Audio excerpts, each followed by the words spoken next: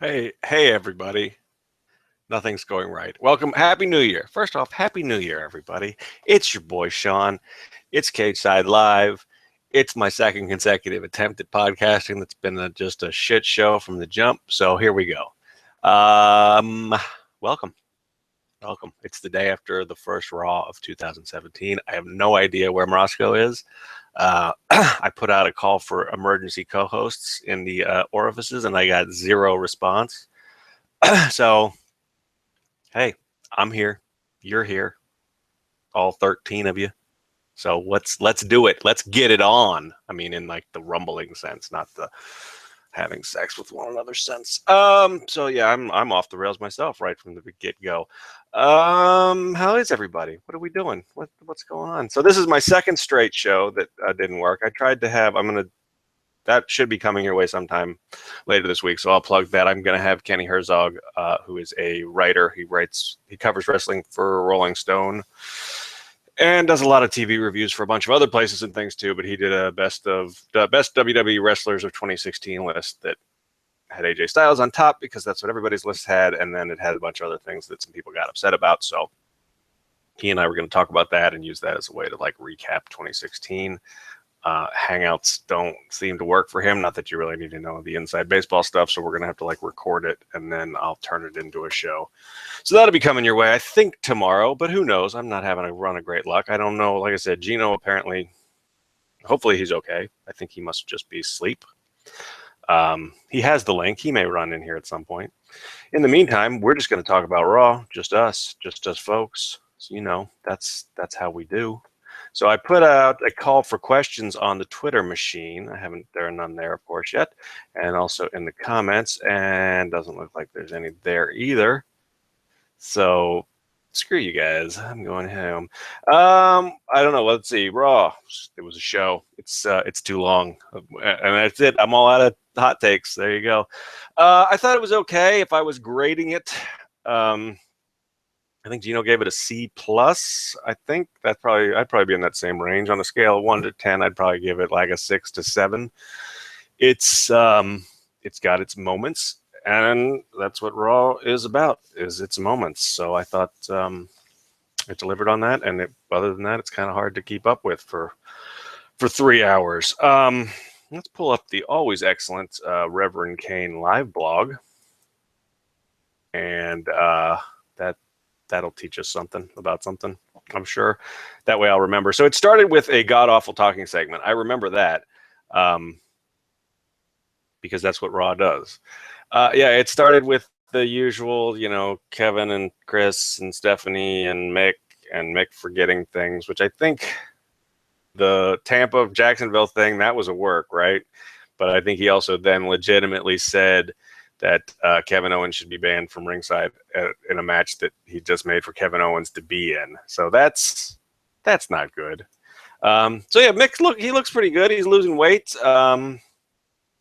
Whether or not he ends up having hip surgery, that's a good thing for a man with the wear and tear on his body to do. It leads to a little bit of an offsetting look, especially when he goes ahead and like shaves a bunch and cuts his hair at the same time.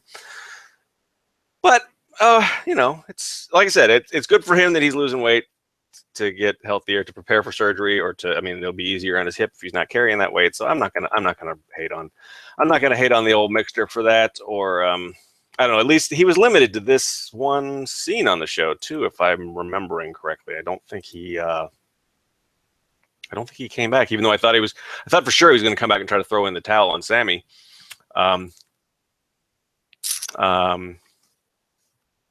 But he didn't, I don't think. I mean, I know he didn't come in and throw in the towel for Sammy. I don't think he came back at all, though. So that was that. Yeah, I think I'm in pretty much the same boat that Gino's in.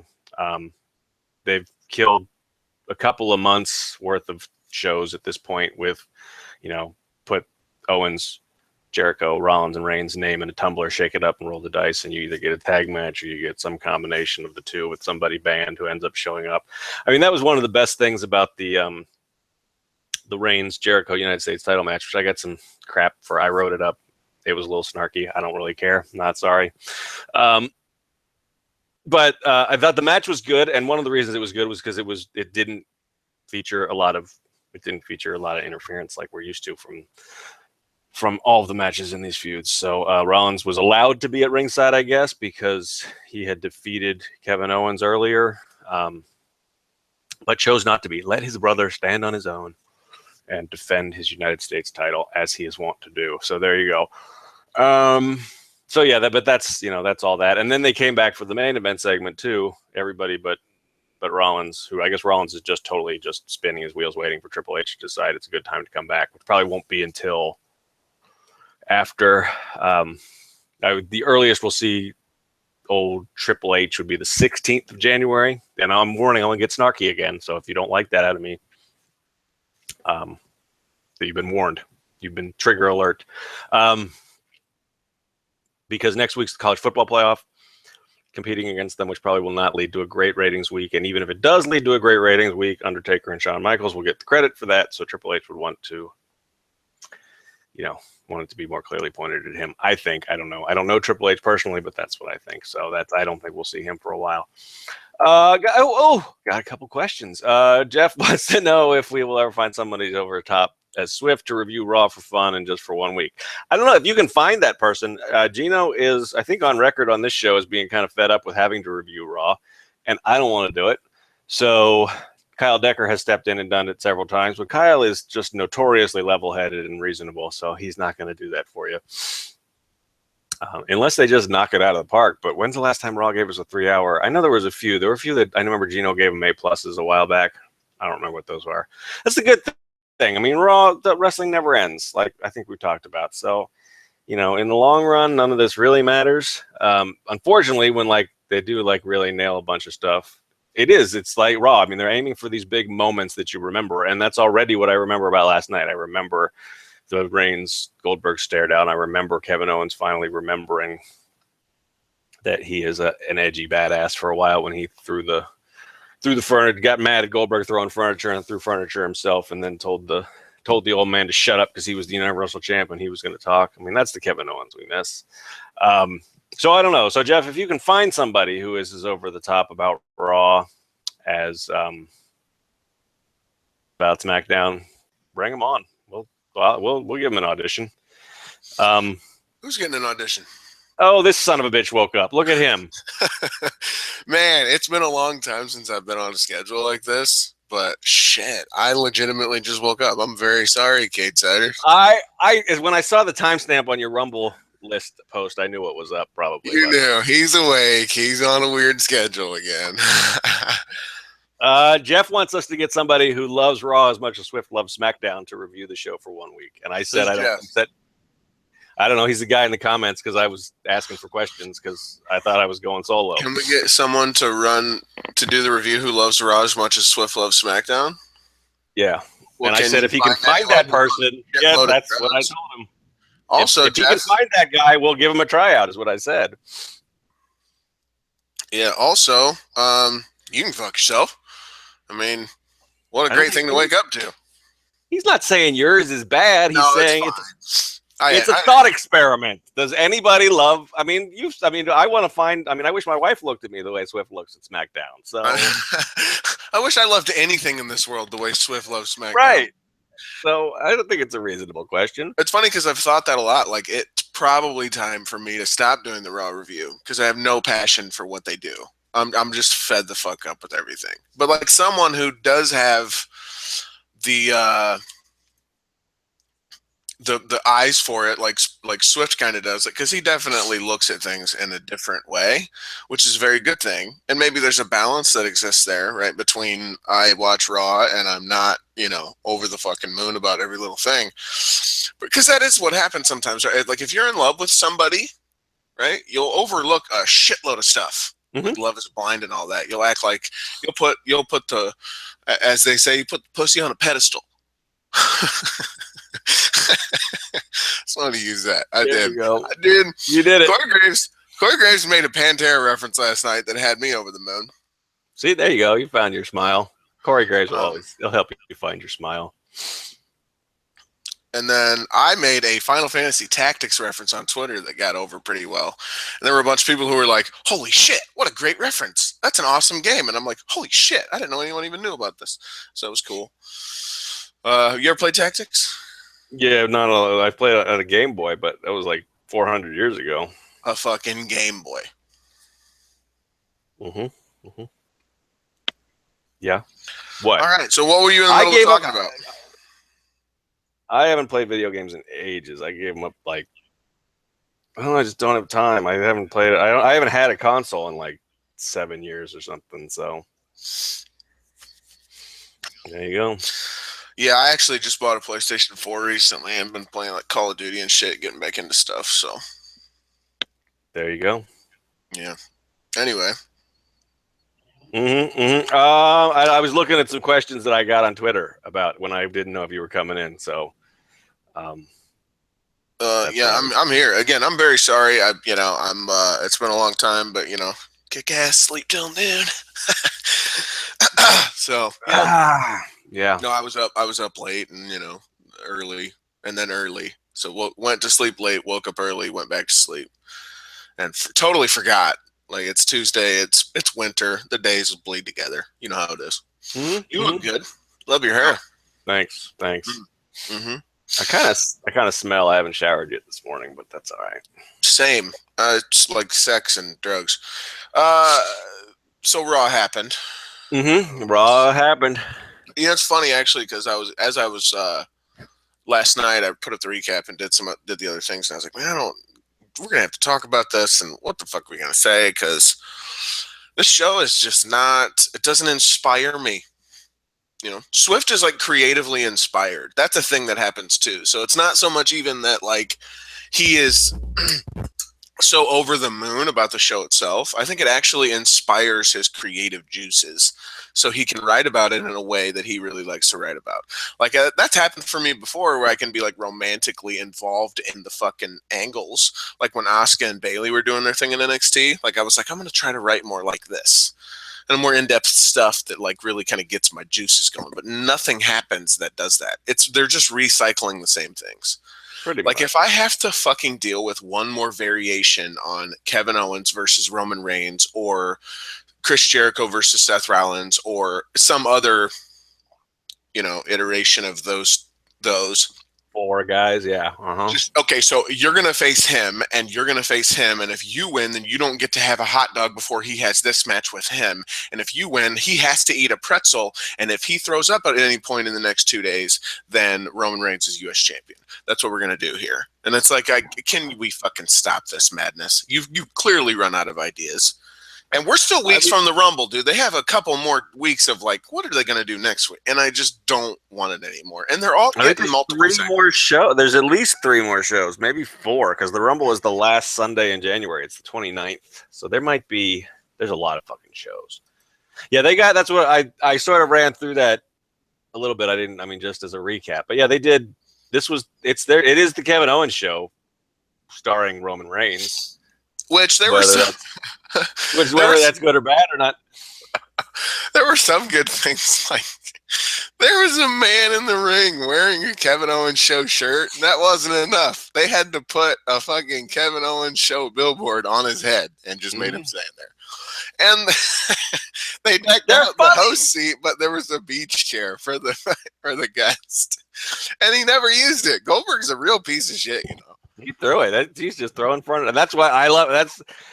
That scene was great to me because that was like the Owens that we haven't seen in a long fucking time. That was like, oh, you want to throw furniture? Let's throw furniture, motherfucker. And don't you interrupt me. I'm the Universal Champ. I mean, we haven't seen that. We've seen joking KO is great, but we've been getting it so much that. Joking KO is the guy who'll take the balls off of a babyface. A bad aspect because he's like, really, like I'm supposed to be scared because you just got near me and screamed jackhammer. Like that just totally takes away from how hard ass I guess it's supposed to be, and it's not. Like, also, is Goldberg okay? He sweats. Yeah, he was pretty sweaty, dude. Like, not just sweat, like you can see him glistening. Like you could see it pouring off of his face and onto the mat. He was also, he was kind of blown up by the time he got to the ring. Like was giving me Dave Bautista comeback flashbacks. Like, you gotta stop doing the long entrances. It's not working. He was breathing hard. He's hurting by the time he actually gets to the ring. They're like, all right, let's start your long entrance. And it's like, fuck. You need a walker by the time he's done. And he's going to have to film some of it earlier. I mean, it's, film some of it earlier in the day, take a break, get an early dinner. That's what old folks like me like to do. Eat dinner early, then come, and then you can just film it from when he walks out from Gorilla. I hope they don't ask him to do much in the Rumble. Like, I hope he's like entrant 30 and Lesnar's 29 maybe or something like that. Or they're 1-2 and just chuck each other right away. And then it's number 2 comes out and just stands there for a few minutes. Or 3 comes out, stands there for a couple minutes. 4 comes out, we get it going in the right way. I don't want them to fuck with the Rumble too much. I can't imagine that. I mean, that's the other thing that kind of sucks about that is like they actually, I can make jokes about Goldberg, but seeing him stare down Owens and stare down Reigns, I'm like, well, I'm kind of more interested in those matchups than I am in more of Lesnar Goldberg. But I also know that there can't ever be a match there, so it's kind of a. We got a question that says, "What was there from last night that made you scream at your TV?" What a stupid show.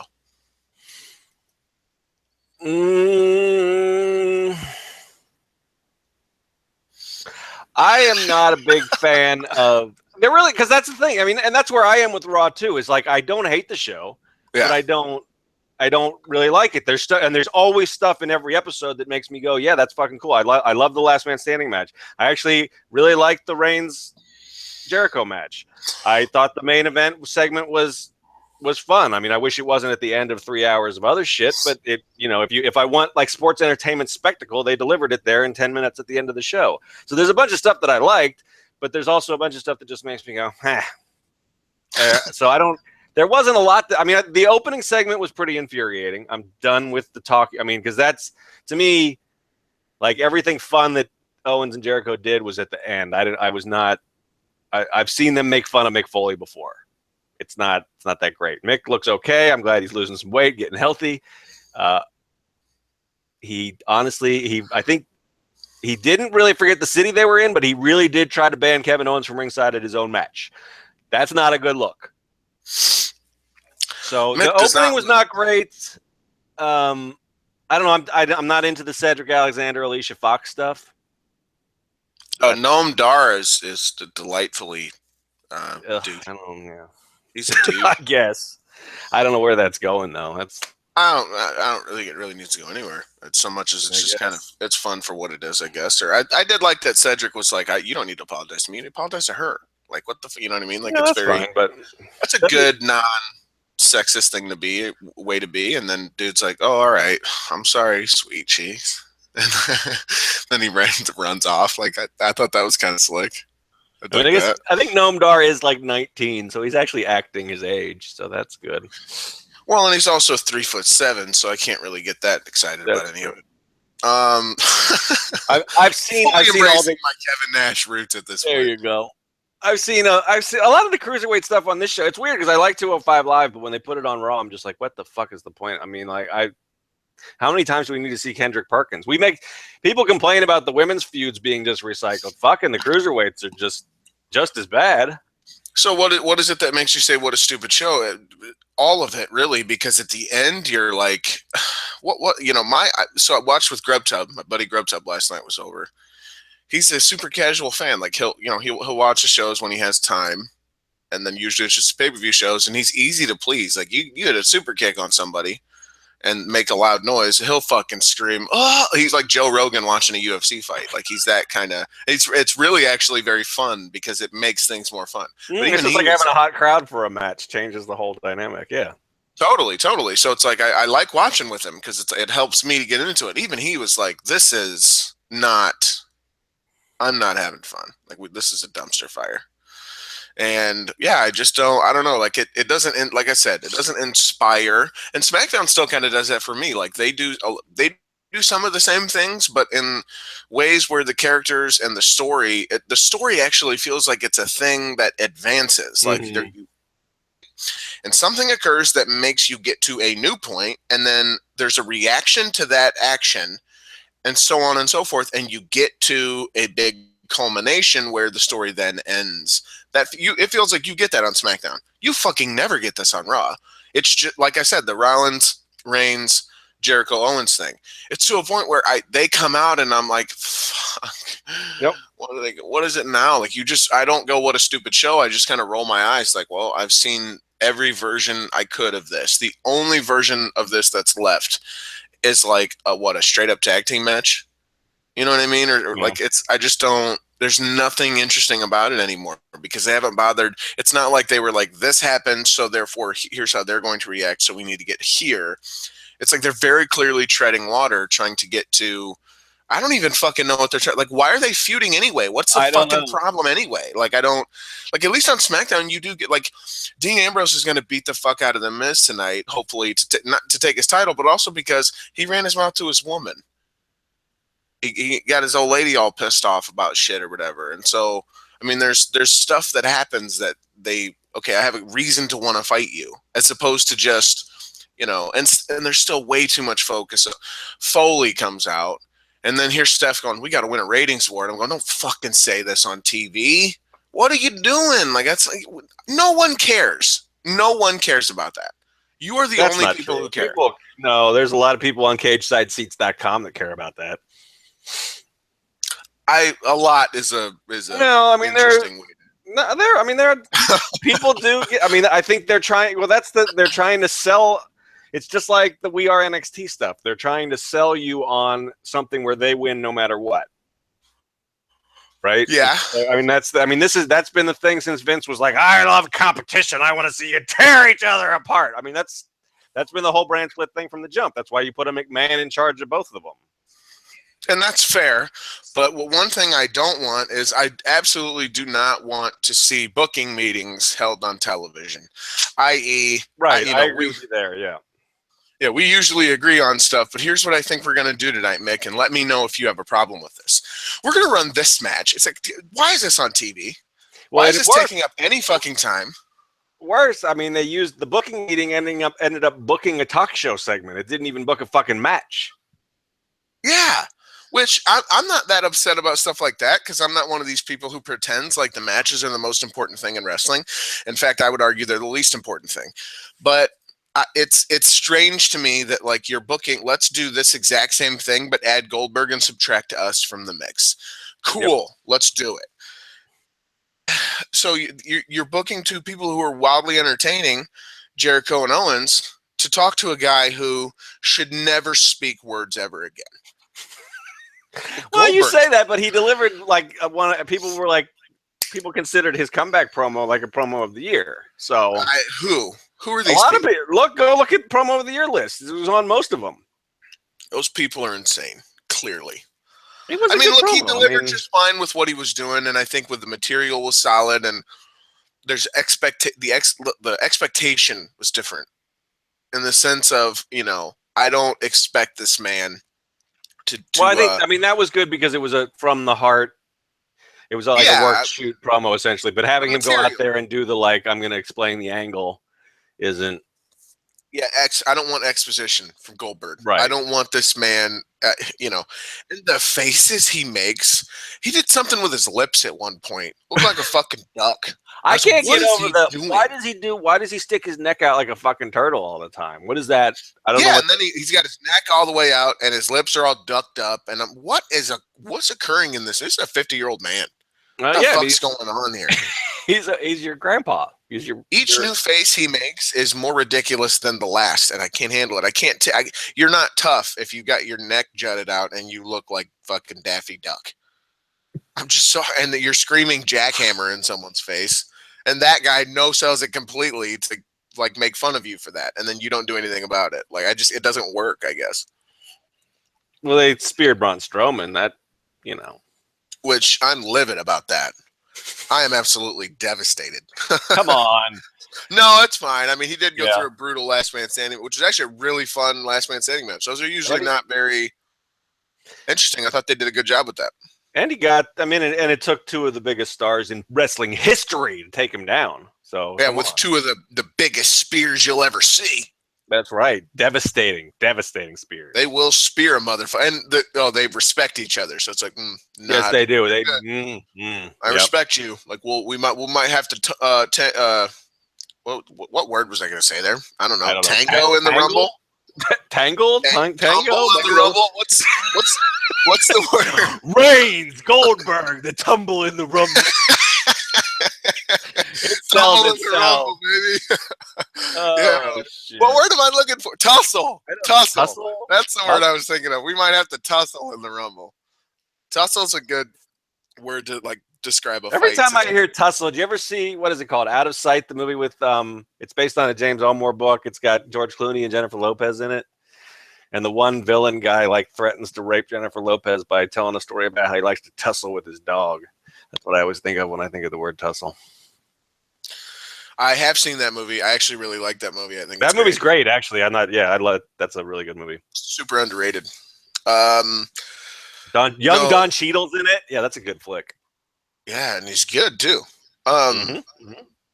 So no, anyway, the last man standing match and the whole of that Zayn Strowman angle, actually, as much as I dislike Foley's involvement in it, that's actually been a good story in my eyes. They did build up through, and there were some kind of moments where it was like, I don't know what you're doing here, but there was natural reactions to stuff. Like we said, like they booked the 10-minute thing, and Zayn survived, so somehow that means he won. He did not win, and he wasn't satisfied with that. He wanted more. And then Strowman, of course, fucking absolutely lost his shit and was like, hey, what the fuck? Like, I will kill everyone to get him back in the ring so I can kill him. And then that's what he did. Like, that's how this match went. And he took a fucking beating to get there. His back was just nasty. Mm-hmm. And Zayn, of course, this makes him, the monster who rolls through motherfuckers and just kills, and then is all about his kill, and then goes back to kill again. I don't know why he came out to he was protective, like, oh, little duck, let me take care of you. And then Strowman came back and Foley just got right out of the way. Yeah, I don't know. Yeah. He's like, oh, all right, I'll stand here while you do this. And then there's no repercussions or anything like that. Like, okay, Foley, go get him. At least he didn't have a towel. Can I pay for the hip surgery so you go away for a while? That's horrible. That is horrible. You're a horrible human being. I don't care. He looks weird as shit now, too. That haircut didn't do him any favors. No, that's what I said that before you came on. I'm really glad he's losing weight, but the hair choices at the same time as the new outfit was a bad idea. Yeah. Bad idea. That was a bad idea. You made a poor life choice, Mixter. You did. You really did. And I don't know why I follow his daughter on Twitter. And she's like, oh, my God, Dad, where'd your hair go? Okay. That's a good question. It's silly me. Her boyfriend, I guess, Frank the Clown's getting into wrestling business. He's why is that funny? I don't know. It's just everything about that sentence made me laugh. Her boyfriend Frank the Clown's getting into the wrestling business. And wasn't that the whole theme of that show? I never watched an episode of it, so Holy Foley? Yeah, what That's was that about? A charming show, but I liked Foley in it because he constantly made fun of Frank the Clown for being a jobless idiot. But Noelle's, I'm in love with him. Like, I want to be with him, and she talks so weird. Like, that whole family's weird as fuck. Actually, my favorite member of that family is his wife because she is smart enough to rarely be on camera. I don't know about on that show, but like if you look at his Instagram and everything, it's always pictures of him and the kids, and his wife is like, "No, I'm not doing that." Whatever bullshit Santa thing themed picture you have planned, count me out. We had other questions when you were like, I got a bunch of questions actually. If you want to know, are you on the Twitter machine?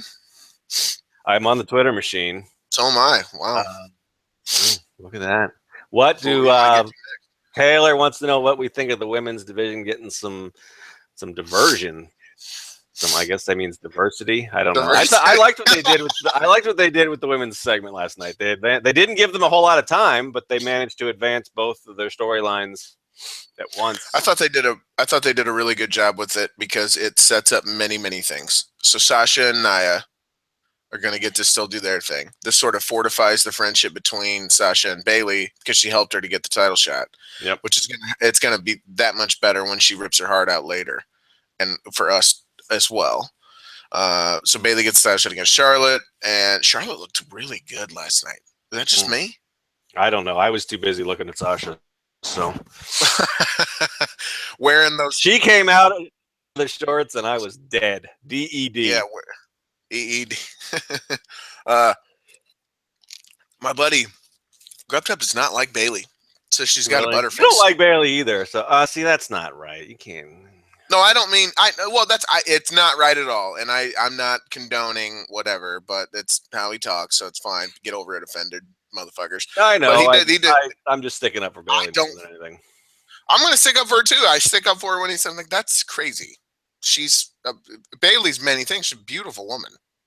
I know the butterface thing doesn't make any sense to me at all. But I mean, she's not. I mean, she's not conventionally attractive in the way that like Eva is or something in her face. But right. I mean, I don't to say that she's ugly is a stretch for sure. You She also looks a lot like my wife, so I'm kind of extra defensive on that score. Oh, really? Yeah. Fun fact: I've never seen your wife. I've heard her voice. I've never actually seen her. And no one ever will. Awesome, perfect. Maybe you will. I don't know. If you're really enterprising, you could probably find a picture, but that's kind of really enterprising. Don't do that. Yeah, I mean, I know. Oh yeah, you said people have done that. People have like tried to find you and shit on. Yeah, I mean, I get like random like Facebook requests sometimes, and that's I don't. Why are we not Facebook friends, John? I don't know. Are you? I didn't know you were on. I guess I did know you're on Facebook because we both have to be in the we have to be. I don't do anything with my account, and our bosses were like, "You guys should go in there and comment as yourself on your Facebook story." I was like, "Fuck that!" I didn't. I didn't say that, but that's what I thought. I was like, "Nope, that ain't gonna happen." I don't think that is best practices. It's so funny. I think I have one post that I've ever put up on my own Facebook, and it was like 2 days ago, just to kind of be to say I missed a couple of friends of mine, like who are actually are active on Facebook. But I never use it. The only reason, if I didn't have to have it for work, I wouldn't have a Facebook. Facebook's horrific. Yeah. What a horrible thing. I'm pretty much. The only reason I have it originally is I got my Facebook like 5-10 years ago because I needed it for another job to keep up with some people. So yeah, it's funny though too, because like it's one of those things. I added somebody on accident because when you get on and then there's like a who you may know or some shit, right? Yeah, there's a follow or a friend request right underneath them or whatever the hell it is, and you accidentally click the damn thing, and so it's like, oh shit. So now I have a friend. And you don't want to pull it back because then they're going to be like, well, why did you can't pull it back? And then other people are like, what the fuck? You friends with them, not me? And it's like, fine, request me. So it's like, I've got like, there's only like 20 people on there or whatever on my thing. So whatever. Facebook's trash. Anyway, Bailey and Stephanie was great. Also, this is one of those times that Stephanie cutting someone out underneath him's great. And I noticed that they really did a good job bringing across the "you're just Bailey" line. Mm-hmm. That's definitely going to be that's the money B+ player line for her story. Money. Right? Yep. They're going to make a lot of money with her if they do it right. And that's what. And I guess there's the Observer follow. I mean, I commented on it when I wrote the thing up, but Meltzer was saying that that's the backstage plan too. That they're doing the Daniel Bryan story with Bailey. So as they should. Here's my concern. Yeah, exactly. Daniel Bryan, for all his shortcomings, or for all his successes and all his talent, his shortcoming was always that he was not ever really great on the mic. But they may have underestimated how good he actually was. Because he could go out, cut a promo, get the whole crowd behind him, and that's the whole point. Bailey is, what's the word? Awkward. Like, and maybe it's supposed to be that way in a way, but it feels like, it was like she was trying to remember her lines. There was a real long pause after Stephanie stopped, and Bailey just kind of stared at her. And I was like, I started to get a little uncomfortable. I'm like, oh shit, let's not do the Roman Reigns thing where you're kind of overwhelmed. And she did okay, but it's when she's speaking, it's kind of like Big Cass. It's like she's reciting lines. Yeah, I guess Cass is worse for me, but yeah. Well, Cass is much worse, I think, because it's the same tone, and then like he only ever gets into anything when it comes time to do his, I'm gonna spell it out for you spot. Right. But otherwise, it's just the same tone. It's like he's hitting beats, like he's got a rhythm to how he says things, and he has to say everything in exactly that rhythm, or he'll fuck everything up. So he just sticks to that. I get the same kind of thing from Bailey. Like she's not a good pro wrestling actor. That's what I always like to say, because you don't need to be a great act. None of us, Hugh Jackman doing the shit, right? Like, you're not fucking Leo DiCaprio trying to win an Oscar. You can get by on really low level type acting shit. Like Stephanie, great, amazing actor as it pertains to just what she's asked to do within pro wrestling. Bailey's not. And it scares me because You can go a certain way with her, and it works in NXT because it's just such a small audience that you're playing to, and these people are all very hardcore fans who will get invested in just the wrestling matches themselves. You don't need to do angles to get anything over in NXT, really. And the stuff that you're asked to do is on such a smaller amount of time, right? Because it's only an hour show, and you got to fit a whole bunch of other stuff in. But you could do a contract signing, or you can do even a short promo where it's interrupted, and they do a stare down, and she looks scared, and everyone gets behind her. You're not really going to be able to get by doing that on Raw because they don't really do that on Raw. That's not really how they book their shows. You're going to have to talk. You're going to have to learn how to connect with an audience via a standalone promo after you win the title. They're going to ask you to go out there and take 10 minutes and get everybody behind you. Can you do that? My fear is she's just not that kind of pro wrestling. She doesn't have that particular skill set as a pro wrestler. She's really good at many, many things. She's not so good at that. Like even let's say she wins the title at WrestleMania 33, comes out on Raw the next night as champ and gets like they did with Brian.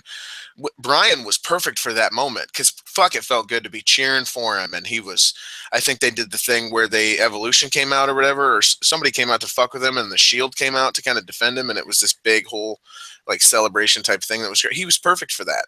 I just don't see that with Bayley. I just don't see.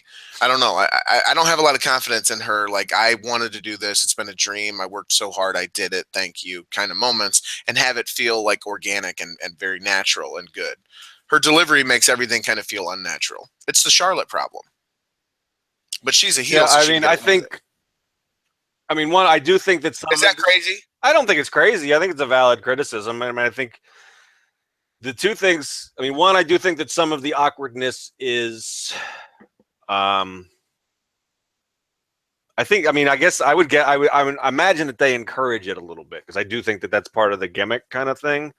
Because I do think it's like with Cass. I mean, somebody's telling him that's great. Go out there and talk like you're, speaking to a third grader who doesn't talk English or what. I mean, because I don't know. There's no other. Somebody would pull him aside and say, "Stop doing that," if they didn't like it. So it works for somebody, and so I think they do encourage it from her. I don't know. I mean, I think she did. Again, NXT is a different. I mean, it's a much more like insular environment. But I thought she did fine with some of her longer promos down there. I mean, she never had to go 15 minutes, but she had some 5-minute promos. And I think Brian grew into that role. I think we're right to say that he wasn't great at it, and he grew into the guy who delivered a fucking perfect retirement promo last February. I mean, I don't think that was in him 5 years earlier. So people are gonna keep developing. So maybe WrestleMania. Well, that was also a different situation. Yeah, but I mean but we weren't shocked that he nailed that promo, right? Because he had evolved as a speaker to the point where it wasn't like, oh God, I wonder if he can pull this off.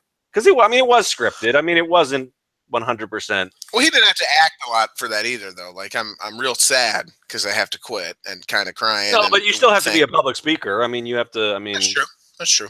I mean, maybe that's not the best example, but some of his promos earlier than that. I mean, I'm going to restore the luster to the Intercontinental Championship promo when he came back for a minute, that kind of thing. That was a solid babyface pro wrestling promo that I don't think we would have thought he was capable of coming out of NXT. And I certainly don't want to. I don't want it like it's a super big criticism of Bayley or Brian or really anybody, because I just don't.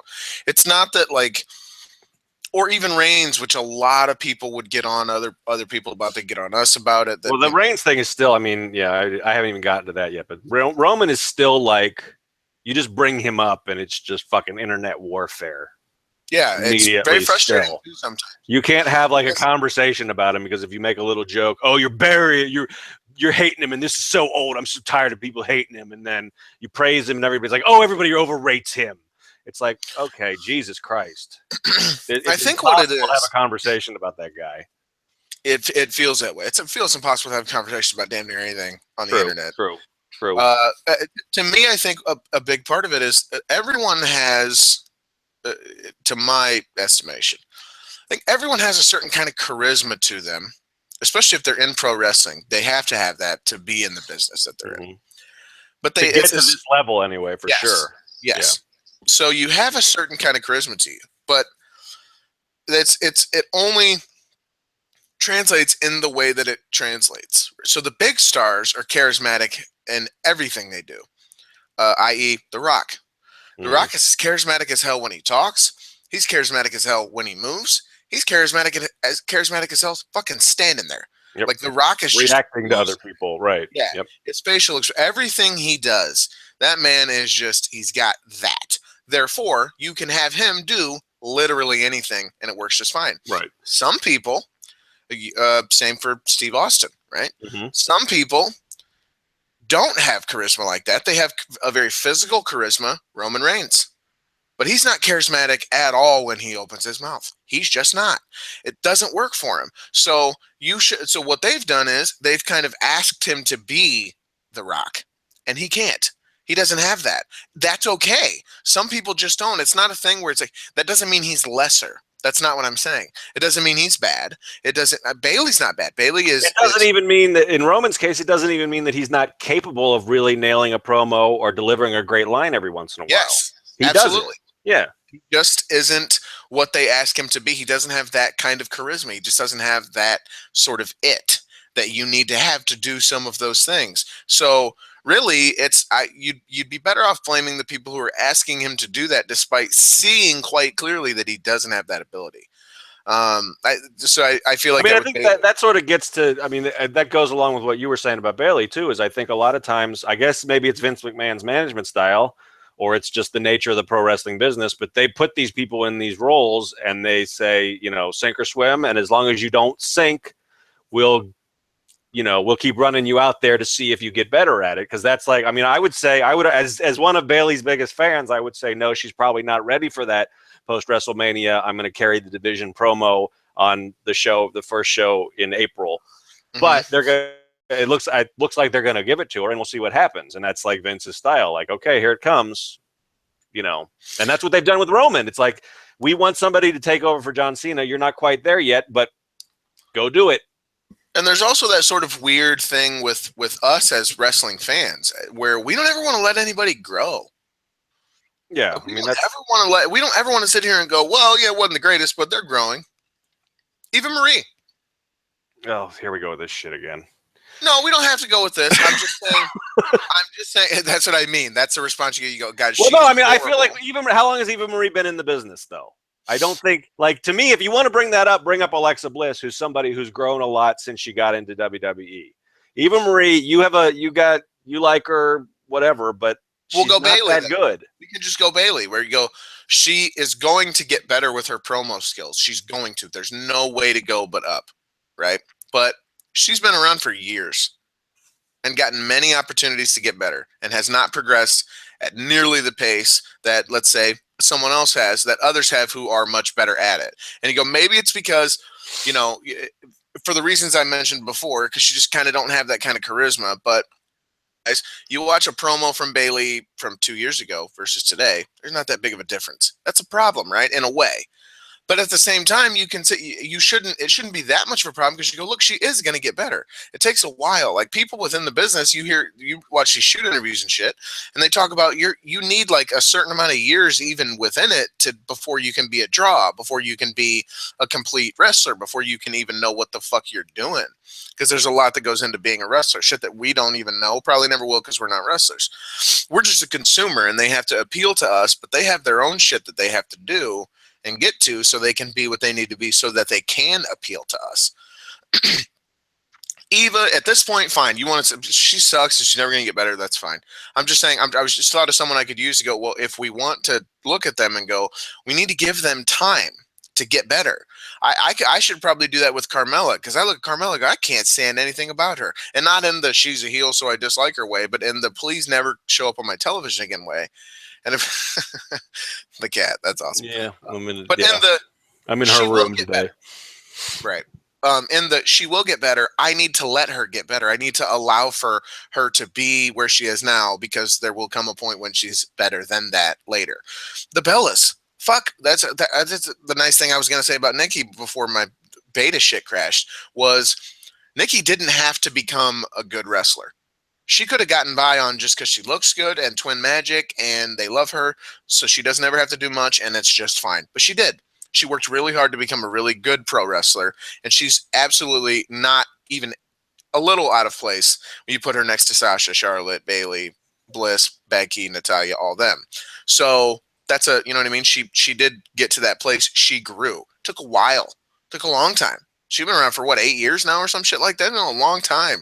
And it took what, 5 years before she actually could wrestle matches where you go, I want to see her wrestle.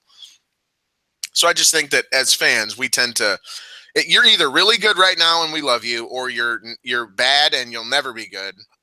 And there doesn't seem to be well, we got to let them grow. Well, the other problem is that nobody can admit that anything is subjective. Like, I mean, I don't have a problem with Carmella. Never have. I don't think she's great in the ring yet, but I don't mind her promos. But I know you and a lot of other people are like, kill it with fire, and I just don't. And that's fine. I'm not saying that you. I mean, I feel the same. I mean, that's the way I feel about Eva, but I don't. I mean, well, that's a whole different. I'm right about that, and you're wrong about it. But other than that, well, here's the thing. Like someone said.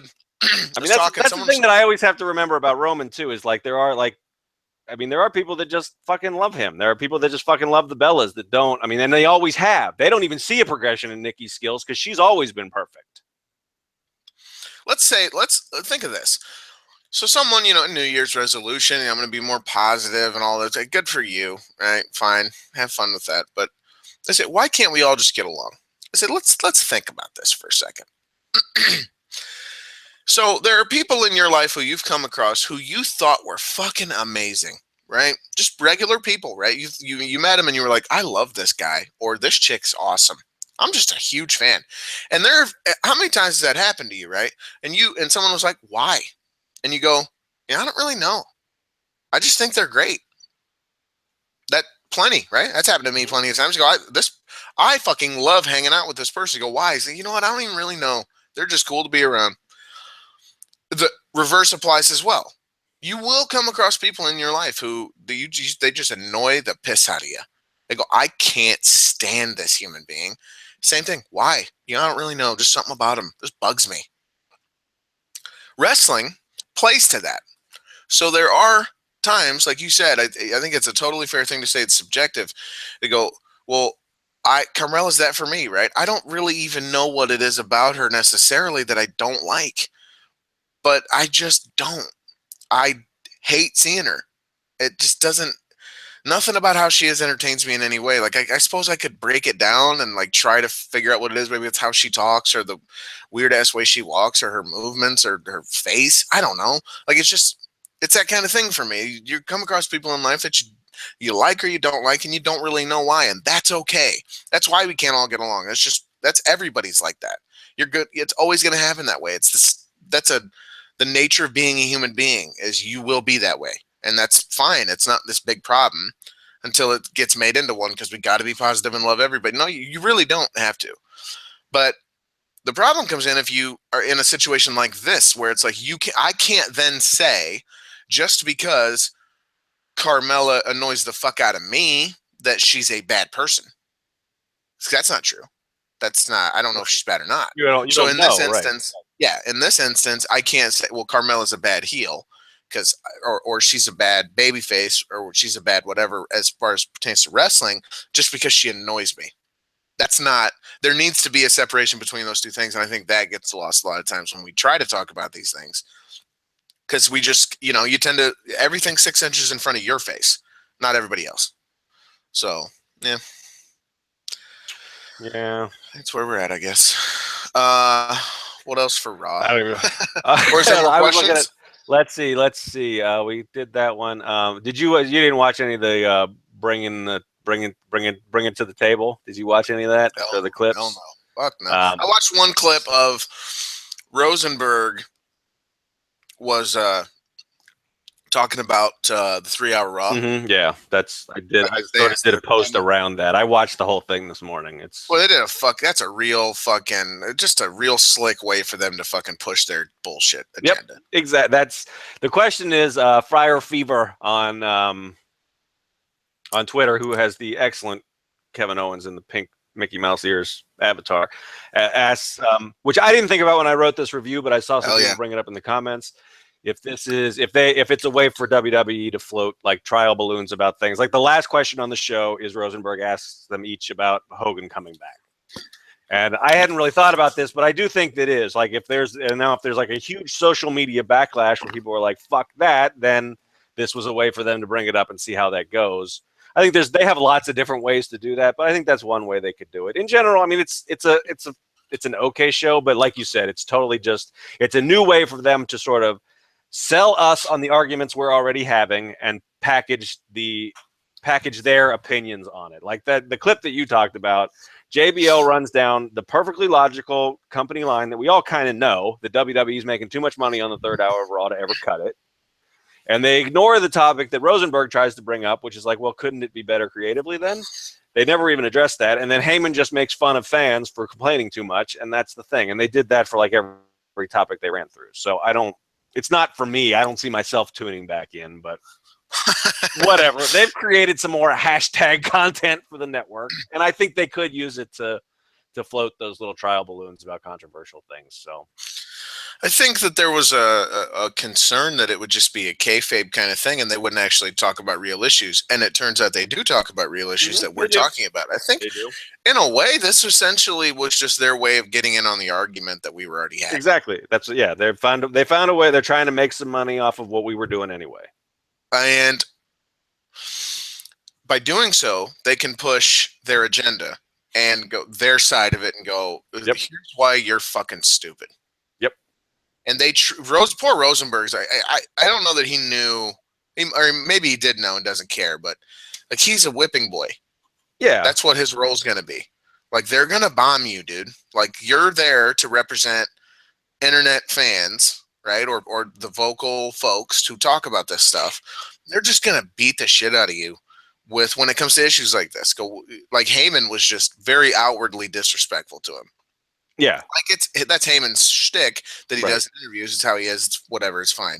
I mean, Rosenberg's a big boy. I'm not offended for him or anything like that. I'm just saying, it looks clear to me that that's what they're going to do with this. Well, Heyman's role on this was to come after all of us. I mean, he was in the full. He was like, "You stupid whining bastard." I mean, he was acting like he was Bully Ray's Twitter account.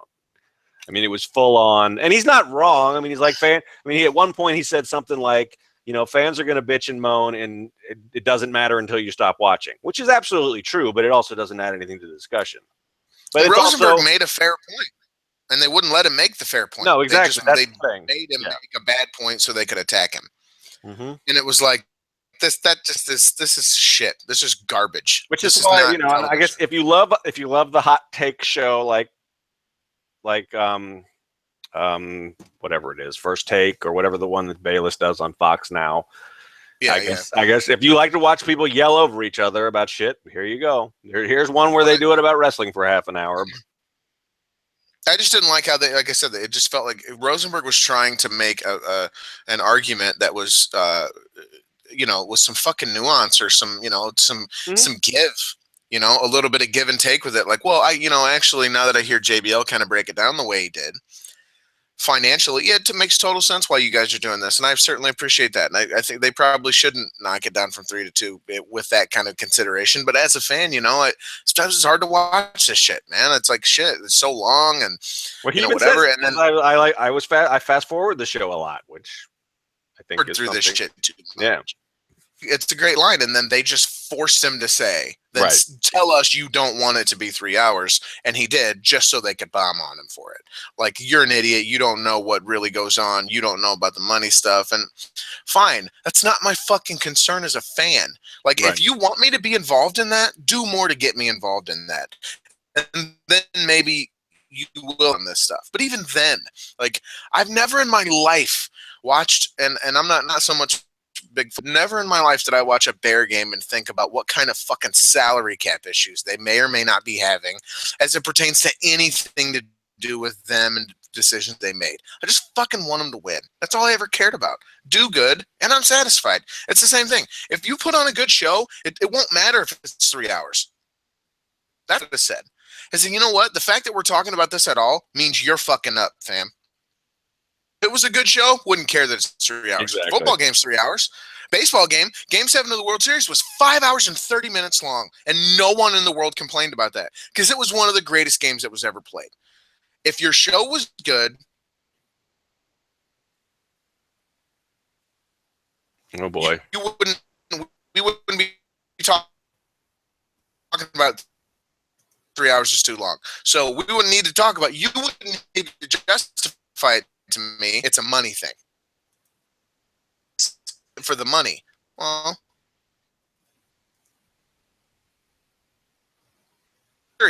like they're over on him when it's clearly not the case. So I didn't like it. From the one small clip that I saw, I thought, yep, this show's bullshit.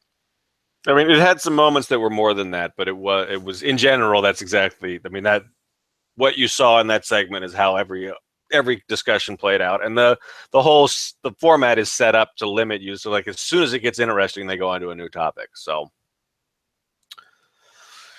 Yep. Let's see. Our man DEO wants to know if we have any thoughts on the New Day Titus segment, and I will be the first to tell you that I do not, because I was writing up that stupid fucking Alberto Del Rio thing and had to sort of turn the volume down so I could make sure I wasn't slandering anybody while writing it, because god damn it, do I hate that motherfucker. So, I thought it would have been cool if Titus. I thought it would have been cool if Titus joined the New Day. Like I saw that and I was like, that'd be kind of cool. Get a new member, freshen it up a little bit. That'd be great. And then they didn't, and they beat him up, and that's fine too, I guess. I don't really care that much at all. So the whole point of that was just to put the three of them in the Rumble. That was the overriding. Well, they talked about like New Year's resolutions, and then I was like, well, what's the New Year's resolution? Like, well, we're gonna get in the Rumble. All right, it's gonna be a better year. Okay, hope it is. And that was that. Gotcha. See, the show doesn't give you a lot to work with. Swift can write a Raw review if he feels, but he doesn't. Yeah, never mind. I don't think he's passionate enough about it, and it would post at 4 a.m. So, because he uses a lot of words. That's my joke. Let's see, Shy Guy. I guess that's Shy. I don't like Chicago. I don't know. How do you say that if you just write it out? Shy Guy. Oh yeah. Because then it's Shy Guy. Hey, Shy Guy. He wants to know, didn't these used to receive more comments? And yes, they did. I don't know what. We noticed that a few weeks ago. I don't know. People don't like to comment on the live portion of Cage Side Live anymore. We still get pretty much the same number of views on YouTube and stuff, but the comment threads are kind of dead. Yeah, we used to have like even Swift or like a group of people who would get in and like Rev would be in here like talking and like none of those live. Put him on staff, we made Rev they slack off. He's gone. He's big leaguing us. Motherfucker. He's big leaguing his own bosses. That's great. Yeah, there used to be, but not so much now. It could be because I sleep in and 15 minutes late to the show. Who do you want to win the Royal Rumble? Oh boy, that's another problem I see myself having. I don't know and don't really care. Don't see any reason for Taker, Lesnar, Goldberg to win. I could say if there's a way they could do Taker winning. I don't know that I want to see that, but I don't think there's any reason for Lesnar or Goldberg to win. That's for sure. I mean, unless they were, I don't know. I mean, I guess they could swerve us and put either Lesnar or Goldberg in the title picture. But like I said earlier, we don't really want to see Goldberg versus Owens or Styles or anything. So we might think we do, but I think we'd be disappointed. Yeah. I don't know. Strowman. I'd like that as a fan. I think everybody would. I think that's one like your Eva love is still semi-ironic, but I think pretty much everybody except for KNA Knight is on board the Strowman train at this point. I love Strowman. He's great, man. He's fun to watch. He's just physically charismatic, and he looks like that was my reference. He looks like Velius from Tactics. It's great. Nice. I'm a big fan. Yeah. Otherwise, I don't know. I'm excited for the Rumble because it's a Rumble and it's always a fun thing. But it's hard to get into anything Raw's doing these days. SmackDown, I'm not gonna act like they're great, but I mean they make it easier. No, but I mean I'm a lot more excited for Styles Cena than I am for Reigns Owens, for instance. So yeah, I'll give SmackDown credit for that. I don't know who I want to win the Rumble. I don't know that I care. I guess I just want it to be good. Yeah, I want it to set up a WrestleMania match that I care about, and there's a few possibilities for that. So just entertain me. That's all. Exactly. That's all we want. Is that so much to ask? Perhaps it is. I don't know what else happened on Raw. Anything else? I'm I don't think spinning through the live blog. Carl Anderson's so. a jerk. That's the new thing. That's good, I guess. Cesaro, Carl Anderson, Yeah, the cruiserweights, which whatever. yeah, I don't know. We talked about. I don't know. I mean, I liked Sammy versus Strowman a lot too. I don't know Loved it. I don't know how much I have to say about that. I'm interested to see where. I think it's the best thing they've done with Sammy on the main roster, and I think I agree. he probably needs to take.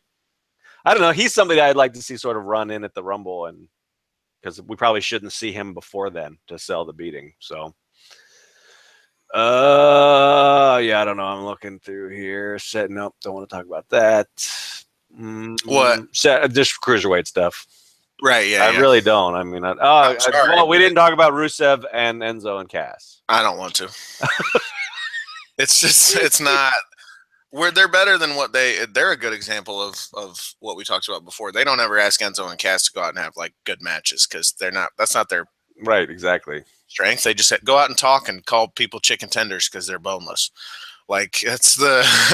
But I do think they all deserve better than what they're getting with all this stuff. And for some reason, Jinder Mahal's around, and that's all right. But whatever. I don't know. Well, he's there to eventually take a pin, but I think I don't know. This was weird because they hyped it up in the afternoon like it was a tag match, and then no, Enzo's still in a wheelchair with a wig on his head. Yeah, so that was the thing that happened. Yeah, I guess that's it. You excited for Taker and Sean next week? Well, I'm always excited for you, baby. But the other one, the one who spells it wrong, though. well, yeah. I mean, I don't. I mean, that's pulling himself away from killing some deer and reading some Bibles, so that's great for him. Well, he's gonna sell his Bible. Push that movie, so. Yeah. I don't care about that movie, and I don't want a sales job about it. But I don't know what else he could be there to do. I don't know, did they get killed by the college football final last year? Because that's what they're up against next week too. So are they? Yeah, they did. Everybody gets killed by that. That is a lot. Who's in it? Is it Clemson and it's Clemson, Alabama too? Yep. Yeah, so it should be a big game. So yeah, they're probably going to get killed next week, even with Taker and Michaels. But maybe that's part of why they're bringing him back. But I guess yeah. Taker, I'm a little weird about, I thought he was a SmackDown dude. He came back and threatened everybody if they didn't beat Raw, and now he's going to Raw, so I don't really understand that, especially if he just enters the Rumble. He could have done that SmackDown-wise, so I'm looking forward to whatever it is that they use to explain that.